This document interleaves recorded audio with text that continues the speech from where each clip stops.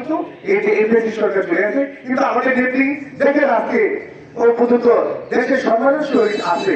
এই সরকারের আমলও কিছু আগে যে একটি প্রোগ্রাম হয়েছে সেখানে কিন্তু এই রাষ্ট্রীয়ভাবে তাকে একটি সুসম্মান দেওয়া হয়েছে। তাই বলবো বাংলাদেশের একমাত্র নেত্রী যিনি সবচেয়ে বেশি নির্যাতিত হয়েছে, নিপীড়িত হয়েছে, কিন্তু এই ফেসি সরকার কিন্তু তাকে মারার জন্য বিভিন্নভাবে একটি মিথ্যা মামলা ও অল্প কিছু টাকার জন্য তাকে দীর্ঘদিন ধরে কারাভোগ করেছে এবং খাবারের সাথে বিষ কপিয়া দিয়ে আজকে নেত্রীকে মৃত্যুর দিকে ফেলে দিয়েছে।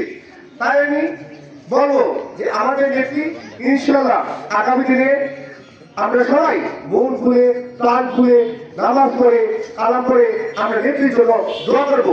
এই নেত্রী যেতে কিন্তু আছেন, আমরা আশা করি সামনে একটি জাতীয় নির্বাচন, এই নির্বাচনের মাধ্যমে বাংলাদেশ জাতীয় দল ক্ষমতায় আসবে ইনশাআল্লাহ আপনাদের ভোটের মাধ্যমে।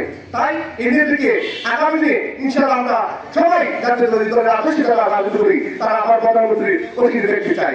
সেই জন্য মহান আল্লাহর কাছে আমি দোয়া করবো, মনে করবো যেন আল্লাহ পাক তাকে সুস্থতা লাভ করেন এবং আগামী নির্বাচন পর্যন্ত যেন উনি আমাদের সাথে থেকে আগামী দিনে আমাদের প্রধানমন্ত্রী পদে অধিষ্ঠ হয়ে দেশকে সামনে থেকে আরো উন্নয়ন রাজনীতিতে তিনি নিয়ে যেতে পারেন।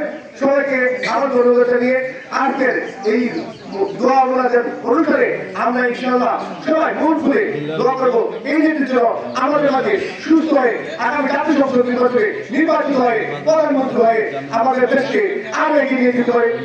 আমি আমার আরেক নেতা আমাদের সত্যবাদী নেতা ডক্টর স্যারের জন্য দোয়া চাই।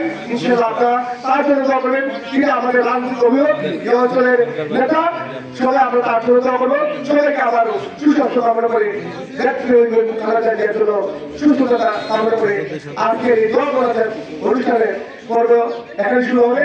সবাইকে ধন্যবাদ। আসসালামু আলাইকুম ওয়া রাহমাতুল্লাহি ওয়া বারাকাতুহু।